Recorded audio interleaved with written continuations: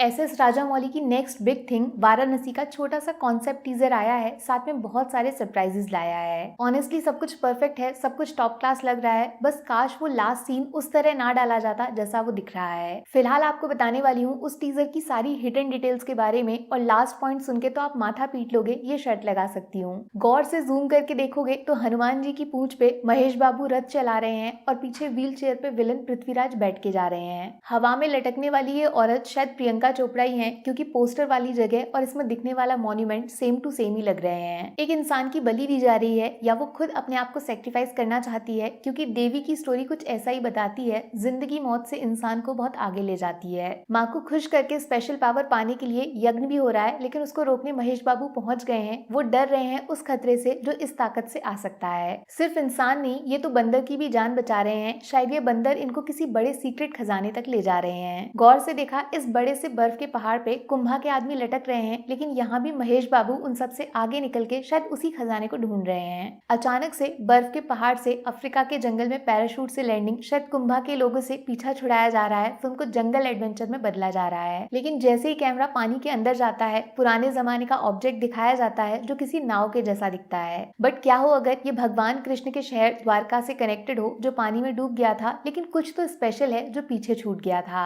और शायद उसको ढूंढने के लिए ही यहाँ भी कुंभा एंड टीम पहुंच गए हैं जो बर्फ में फंस गए हैं। टीजर की शुरुआत वाराणसी से क्यों? क्योंकि इसको भगवान शिव ने बनाया था, उनका घर माना जाता है। साल 512 शायद वो वक्त दिखाता है जिसके आसपास काशी विश्वनाथ मंदिर को बनाया था। आसमान से गिरने वाला एस्टेरॉइड शायद 2027 में भी मंदिर के पास गिरेगा, इसीलिए वाराणसी को कॉस्मिक सेंटर बोला जाता है, यानी यूनिवर्स और स्पेस से डायरेक्टली कनेक्टेड। इसीलिए वाराणसी के टाइटल में आई के ऊपर बिंदी खुद चांद ने बनाई है, और टाइटल के बीच में जलती आग छोटे से प्लेनेट ने जलाई है। गजब डिटेलिंग। और इसी शहर के घाट में आसमान से निकलने वाली एक नीली रोशनी गिरती है, जिसकी पावर गंगा यानी मंदाकिनी यानी प्रियंका चोपड़ा से जुड़ी हो सकती है। वो शक्ति क्या है पता है? जूम करके देखोगे तो खुद पता चल जाएगा। एक धनुष बाण जो शायद भगवान राम के साथ रामायण में जुड़ जाएगा, क्योंकि यही नीली रोशनी उस सीन में भी मौजूद है जहाँ भगवान राम वानरों के पहाड़ पे खड़े होकर बाण चला रहे हैं। वो युद्ध लड़ रहे हैं कुंभकर्ण से, जिसमें ऐसा बताते हैं उन्होंने उसके दोनों हाथ और दोनों पैर काट दिए थे। क्या पता शायद इसीलिए पृथ्वीराज का नाम कुंभा रखा गया है, और उसी युद्ध की वजह से वो प्रेजेंट में इस तरह पैदा हुआ है। लेकिन पता नहीं क्यों मुझे ऐसा लग रहा है फिल्म में कुंभा की लड़ाई महेश बाबू से नहीं है, क्योंकि वो खुद उसे बिठाकर त्रेता युग में लाए हैं। और इसी से मेरे दिमाग में सवाल आता है, अगर महेश बाबू भगवान राम का रोल करेंगे तो उनका नाम रुद्रा क्यों रखा, जो भगवान शिव के साथ जोड़ा जाता है। अब बताती हूँ आपको इस कहानी का सबसे खतरनाक सीक्रेट। रुद्रा की किसी गलती से कुंभा की ये हालत हुई, जिसका इलाज ढूंढने के लिए वो टाइम ट्रेवल करके, जिसका हिंट खुद राजामौली ने दिया। हाँ, तो टाइम में पीछे जाके वो अलग अलग युगों में संजीवनी बूटी को ढूंढना चाहता है, जिसने लक्ष्मण को जिंदा रखा था। द्वापर युग में कृष्ण को ढूंढना, फिर त्रेता युग में राम को खोज निकालना। लेकिन जैसे ही कुंभा के हाथ ये शक्ति लगती है,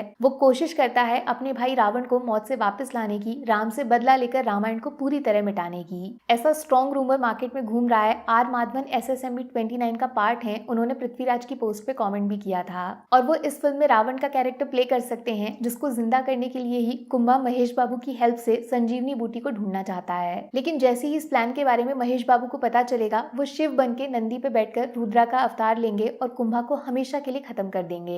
और इस लड़ाई में चांसेस बनते हैं कि कुंभा के पास भगवान राम का धनुष बाण होगा, जिससे टकराने के लिए रुद्रा के हाथों में शिव का त्रिशूल प्रकट होगा। इस त्रिशूल का मतलब जानते हो आप? पास्ट प्रेजेंट फ्यूचर यूनिवर्स का बैलेंस बनाने वाला, समय के साथ छेड़छाड़ ना होने देने वाला। इसीलिए फिल्म का टाइटल वाराणसी रखा है, वो जगह जहाँ जिंदगी मौत के साइकिल से फाइनली शरीर को मुक्ति मिल जाती है, और शायद इसी सीन के साथ फिल्म की कहानी खत्म हो जाती है। मेरा हो गया, अब बारी आपकी है दिमाग चलाने की। कुछ छूट गया तो उसको ढूंढ के लाने की। राजामौली इस बार फिल्म नहीं, इतिहास बना रहे हैं। विष्णु, महेश और शायद ब्रह्मा तीनों को जिंदा करने जा रहे हैं। सोचो सोचो, दिमाग लगाओ। टेक केयर, बाय बाय हो जाओ।